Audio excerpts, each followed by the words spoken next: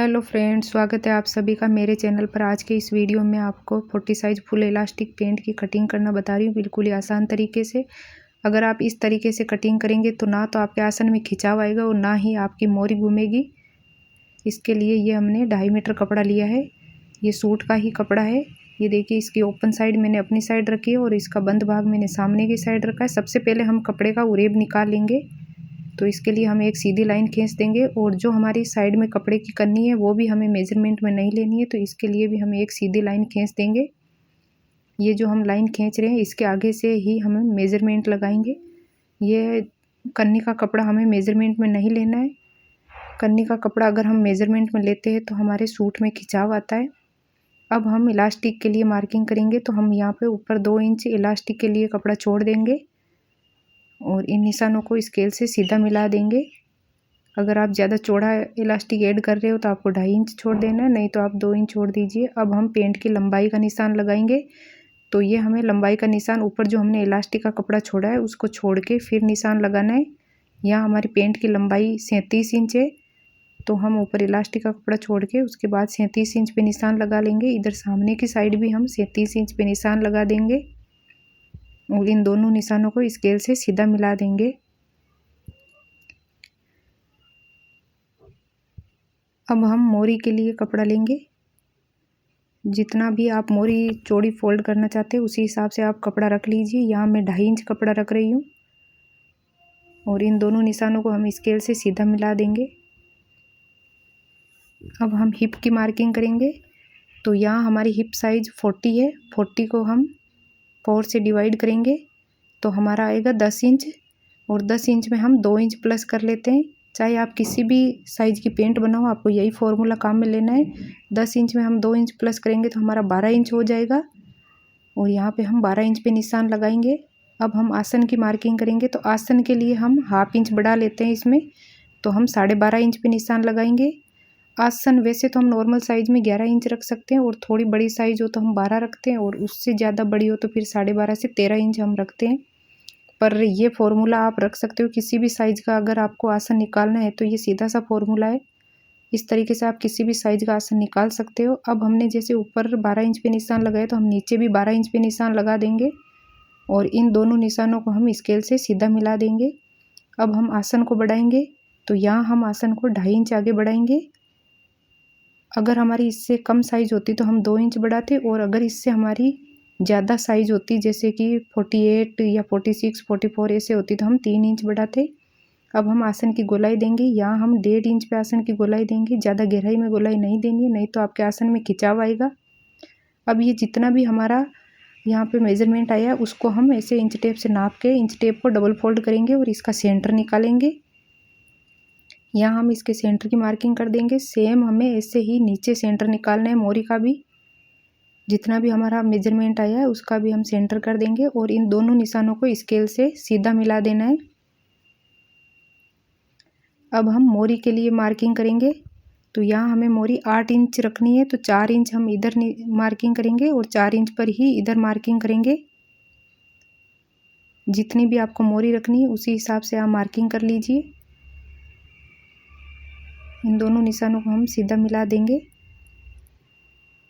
अब हम शेप पट्टी लेंगे और शेप पट्टी से ये जो हमने ऊपर आसन का निशान लगाया और नीचे मोरी का निशान लगाया, इन निशानों को हम शेप पट्टी से मिला देंगे। दूसरी साइड भी हम ऐसे ही इन दोनों निशानों को मिला देंगे और ये जो हमारा कॉर्नर बन रहा है इसको हम शेप पट्टी पलट के रखेंगे और इस कॉर्नर को हम थोड़ी गोलाई दे देंगे। ऊपर भी हम कमर वाली जो हमारा कॉर्नर बन रहा है उसको भी हम गोलाई दे देंगे। इससे हमारे पेंट में कॉर्नर नहीं निकलते। अब हम इसकी कटिंग करेंगे, तो सबसे पहले जो हमने उरेब कपड़ा छोड़ा था ऊपर से सीधी मार्किंग की थी वो काट कर हम निकाल देंगे और ये जो हमने पेंट की मार्किंग कर रखी है उसी के ऊपर ऊपर हम कटिंग कर लेंगे। जो हमने गोलाई दी उसी के ऊपर हमें कटिंग करनी है। अगर हम यहाँ से गोलाई नहीं देते तो ये हमारी पेंट बनने के बाद यहाँ से ऐसे कॉर्नर निकल जाते हैं। इसी तरीके से हम आसन की साइड भी कटिंग कर देंगे।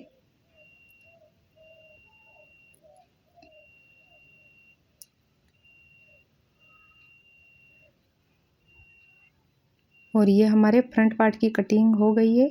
अब ये जो हमारा एक्स्ट्रा कपड़ा है वो हम हटा देंगे। अब फ्रंट पार्ट को हटाएंगे और बैक पार्ट की कटिंग करेंगे। तो ये जो बचा हुआ कपड़ा इसको हम सीधा करेंगे। ये देखिए हमारे इसमें 2 कट आए, तो हम इसको पलट के रखेंगे, नीचे की साइड ऊपर की साइड ले आएंगे, क्योंकि ये कट नहीं तो हमारा आसन में आ जाएगा। और इसको सीधा करके बिछा लेंगे। अब जितना भी हमारा कट है उसको छोड़ के हम ऊपर वाले कपड़े को थोड़ा आगे खिसका देंगे, ताकि ये कट हमारे, देखिए ये 2 कट है हमारे, एक ये रहा और एक ही आगे और रहा, ये नहीं तो आसन में आ जाएगा अगर ऊपर हम लेंगे तो। अब हम ऊपर 2.5 इंच कपड़ा छोड़ देंगे बैक पार्ट को बढ़ाने के लिए। ये भी हम साइज़ के हिसाब से छोड़ते हैं, अगर कम साइज़ होती है तो हम 2 इंच ही छोड़ते हैं, ज़्यादा साइज़ बड़ी है तो हम 2.5 इंच कपड़ा छोड़ते हैं। और जो हमने साइड की कपड़ा छोड़ा है उसकी बराबर में हम ये जो हमारा फ्रंट पार्ट है वो रख लेंगे, क्योंकि हमें आसन की साइड ही बढ़ाना है, दूसरी साइड हमें बिल्कुल बराबर ही कटिंग करनी है। अब जो आसन की साइड है इस साइड हम 2-2 इंच कपड़ा बढ़ा लेंगे। आपको नीचे से लेके ऊपर तक 2-2 इंच पे मार्किंग कर लेनी है। अगर आप मोरी थोड़ा कम रखना चाहे तो 1.5 इंच पे मार्किंग कर लीजिए, नहीं तो फिर 2 इंच रख लीजिए। यहाँ मैं 2 इंच रख रही हूँ। इन निशानों को हम सीधा मिला देंगे, और ये देखिए स्केल से हम इसको सीधा मिला के इसमें गोलाई दे देंगे आसन की। यहाँ से हम 1.5 इंच पे निशान लगाएंगे और इसको ऐसे गोलाई दे देंगे। ये जो हमने बैक पार्ट को आगे बढ़ाया है इसको हम शेपर पट्टी से अब सीधा मिला देंगे, अच्छे से बराबर सेट करके इन निशानों को मिला लेंगे आपस में। और नीचे ये जो हमने मोरी के लिए कपड़ा छोड़ा है इनके भी हम मार्किंग कर देंगे, इनके ऊपर भी। और अभी जो हमने ये कमर की साइड फ्रंट पार्ट को शेप दी थी ताकि हमारा कॉर्नर ना निकले, तो हम बैक पार्ट में भी ऐसे ही थोड़ा सा शेप दे देंगे ताकि हमारा ये कॉर्नर ना निकले। अब हम बैक पार्ट को आगे बढ़ाएंगे, तो बैक पार्ट हमें ध्यान रहे आसन की साइड से बढ़ाना है, और जो हमारा साइड में रहेगा वो हमारा बिल्कुल फ्रंट पार्ट के बराबर रहेगा। आसन की साइड ही हमें बढ़ा रखना है, जितना कपड़ा हमारा एक्स्ट्रा है वो हम काट लेंगे। और अब हम साइड से बिल्कुल जो हमारा फ्रंट पार्ट है उसके बराबर में कटिंग कर लेंगे। और जो सामने की साइड है हमारी बैक पार्ट की, जो हमने बढ़ाया है आगे, उसके ऊपर ऊपर हमें कटिंग करनी है। बैक पार्ट को हमें बस आसन की साइड से ही बढ़ाना है, चाहे वो क्रोच एरिया हो, चाहे वो मोरी की साइड हो, और चाहे हमें बैक पार्ट ऊपर रखना हो, वो सब हमें आसन की साइड से ही बढ़ाना है। और साइड में हमारा फ्रंट पार्ट और बैक पार्ट बिल्कुल बराबर रहता है। अब हम क्या करेंगे, जो हमारा फ्रंट पार्ट है उसको हम बैक पार्ट के ऊपर बिल्कुल आसन की साइड से बराबर मिलाएंगे और दोनों आसन को बराबर करेंगे। जितना भी हमारा आगे पीछे है उसको हम निकाल देंगे। ध्यान रहे हमें दोनों आसन बराबर करने हैं, नहीं तो हमारे आसन में खिंचाव आएगा। ये हमारी पेंट की कटिंग हो गई है। अभी हम जो नीचे मोरी के लिए मार्किंग की है उसमें हम छोटे छोटे कट लगा देंगे, ताकि जब हम मोरी फोल्ड करेंगे तो हमें फिर से मार्किंग ना करनी पड़े। ऐसे ही हम बैक पार्ट में भी छोटे छोटे कट लगा देंगे मोरी के। ये हमारी पेंट की कटिंग हो गई है। अब हम पॉकेट की कटिंग करेंगे। तो जो ये हमारे आसन की साइड से कपड़ा बचा है उसी को हम लेंगे। हमारा इकट्ठा कपड़ा नहीं बचा इसमें, क्योंकि कपड़े में कट आ गया था। अभी हम साइड में एक सीधी लाइन खींच लेंगे, और नीचे की साइड हमारा ये जो तिरछा कपड़ा है उसको हम निकाल देंगे पहले। अब हम पॉकेट की लंबाई का निशान लगाएंगे। यहाँ हम पॉकेट की लंबाई 13.5 इंच रखेंगे। इन दोनों निशानों को स्केल से मिला देंगे। पॉकेट की चौड़ाई का निशान लगाएंगे। ऊपर हम पॉकेट की चौड़ाई 5.5 इंच रखेंगे और नीचे की साइड से हम 7.5 इंच रखेंगे। इन निशानों को सीधा मिला देंगे, और अब हम नीचे की साइड ऐसे गोलाई दे देंगे। इधर जो हमने सीधा निशान लगाया इधर हम 1/2 इंच और बढ़ा देंगे, क्योंकि हमारी पॉकेट का कपड़ा इकट्ठा कपड़ा नहीं है, इसमें जॉइंट आएगा, तो इसके लिए हमें सिलाई मार्जिन भी चाहिए होगा। तो हम इधर 1/2 इंच बढ़ा लेंगे, और जो हमने ये मार्किंग करी है उसी के ऊपर ऊपर हम कटिंग कर देंगे। और ये हमारी पॉकेट पेंट की कटिंग कंप्लीट हो गई है। आपको हमारा वीडियो कैसा लगा कमेंट बॉक्स में ज़रूर बताना। अगर आपको हमारा वीडियो पसंद आया हो तो लाइक करना, कमेंट करना। चैनल पे नए हो तो चैनल को सब्सक्राइब ज़रूर कर देना। Bye bye.